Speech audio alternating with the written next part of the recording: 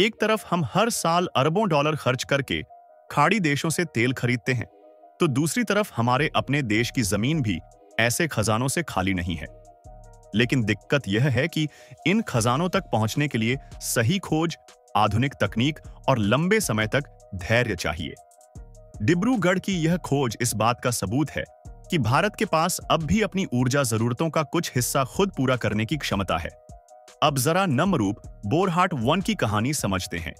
यह क्षेत्र असम के उस इलाके में है जहां पहले से ही ऑयल इंडिया लिमिटेड और ओएनजीसी जैसे बड़े उपक्रम काम कर रहे हैं।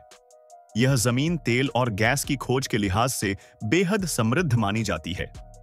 यहां पर ड्रिलिंग की गई और जो रिजर्व मिला उसने वैज्ञानिकों और इंजीनियरों को यह विश्वास दिलाया कि यह सिर्फ छोटा-मोटा कुआं नहीं, बल्कि व्यावसायिक उत्पादन, कमर्शियल प्रोडक्शन देने की क्षमता रखता है।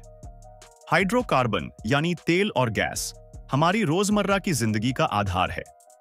गाड़ियों में चलने वाला पेट्रोल और डीजल, हमारे घरों की रसोई में इस्तेमाल होने वाली एलपीजी, हवाई जहाज में इस्तेमाल होने वाला ईंधन और यहां तक कि प्लास्टिक और दवा बनाने में काम आने वाले पेट्रोकेमिकल्स, ये सब हाइड्रोकार्बन से ही आते हैं। भारत अपनी जरूरत का लगभग 85% तेल बाहर से खरीदता है। ऐसे में जब भी देश के भीतर नया तेल भंडार मिलता है, तो यह सिर्फ एक खोज नहीं बल्कि एक आर्थिक राहत होती है। असम का इससे पुराना रिश्ता भी बहुत गहरा है। 1867 में डिगबोई में एशिया की पहली तेल रिफाइनरी बनी थी। यह वही असम है जिसने भारत को तेल उद्योग की बुनियाद दी। आज भी असम भारत के कुल उत्पादन में लगभग 12 से 15% योगदान देता है। ऐसे में बोरहाट 1 की खोज इस गौरवशाली परंपरा को आगे बढ़ाने जैसा है। इस खोज को विशेषज्ञ क्यों रणनीतिक मान रहे हैं? दरअसल इसके कई कारण हैं। सबसे पहला, भू राजनीतिक महत्व। जब भारत अपनी ऊर्जा का उत्पादन बढ़ाएगा तो खाड़ी देशों और रूस जैसे देशों पर निर्भरता घटेगी। दूसरा, नॉर्थ ईस्ट जैसे क्षेत्र का विकास। यहां नए निवेश आएंगे, सड़कें बनेंगी, बिजली और टेलीकॉम जैसी सुविधाएं सुधरेंगी और रोजगार के नए अवसर पैदा होंगे। तीसरा, भारत के पास पहले से रणनीतिक भंडारण की योजना है, जिसे घरेलू उत्पादन से और मजबूत किया जा सकता है। लेकिन दोस्तों, हर सिक्के के 2 पहलू होते हैं। जितना यह खोज उत्साहजनक है, उतनी ही चुनौतियां भी साथ लेकर आती है। असम जैव विविधता से भरपूर राज्य है। यहां बेतरतीब खनन से जंगल और वन्य जीव प्रभावित हो सकते हैं। तेल रिसाव और गैस लीक का खतरा हमेशा रहता है। कई बार स्थानीय लोग और आदिवासी समुदाय अपने विस्थापन का विरोध भी करते हैं। ऐसे में जरूरी है कि सरकार और कंपनियां इस खोज का इस्तेमाल सोच समझकर करें।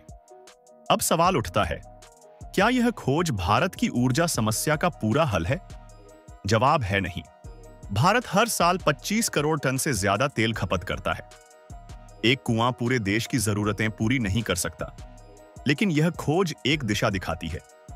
यह बताती है कि अगर खोजबीन लगातार होती रहे तो भारत की जमीन के नीचे और भी ऐसे भंडार छिपे हो सकते हैं। सरकार और तेल कंपनियों की जिम्मेदारी अब और बढ़ जाती है। उन्हें आधुनिक तकनीक अपनानी होगी, नीतियां ऐसी बनानी होंगी जिससे निजी निवेश आकर्षित हो सके, और सबसे अहम, स्थानीय लोगों को इस विकास की प्रक्रिया में साझेदार बनाना होगा। हालांकि दोस्तों, हमें यह भी नहीं भूलना चाहिए कि भविष्य सिर्फ तेल और गैस पर टिके रहकर सुरक्षित नहीं किया जा सकता। दुनिया आज नवीकरणीय ऊर्जा की ओर बढ़ रही है। सौर ऊर्जा, पवन ऊर्जा और हाइड्रो पावर जैसी साफ ऊर्जा के स्रोत अब मुख्य धारा में आ रहे हैं। भारत भी ग्रीन हाइड्रोजन मिशन पर काम कर रहा है। ऐसे में तेल और गैस की खोज को हमें एक संक्रमणकालीन सहारा मानना चाहिए, न कि स्थायी हल। डिब्रूगढ़ की इस खोज से एक बात साफ है, भारत के पास अब भी ऊर्जा आत्मनिर्भरता की संभावना जिंदा है। यह खोज न सिर्फ असम बल्कि पूरे देश की अर्थव्यवस्था को एक नई गति दे सकती है। हां, यह रास्ता चुनौतियों से भरा है, लेकिन अगर सही संतुलन के साथ विकास और पर्यावरण दोनों को साथ लेकर चला जाए तो यह खोज भारत को ऊर्जा के क्षेत्र में नई ऊंचाइयों तक पहुंचा सकती है। तो दोस्तों, अब बात आपसे। क्या आपको लगता है कि ऐसे भंडार भारत को तेल आयात से मुक्त कर सकते हैं? क्या यह खोज आने वाली पीढ़ियों के लिए ऊर्जा सुरक्षा की गारंटी बन सकती है? अपनी राय हमें जरूर बताइए। और हां, अगर आपको यह स्क्रिप्ट जानकारीपूर्ण और दिलचस्प लगी हो तो इसे लाइक और शेयर कीजिए। साथ ही हमारे चैनल को सब्सक्राइब करना मत भूलिए।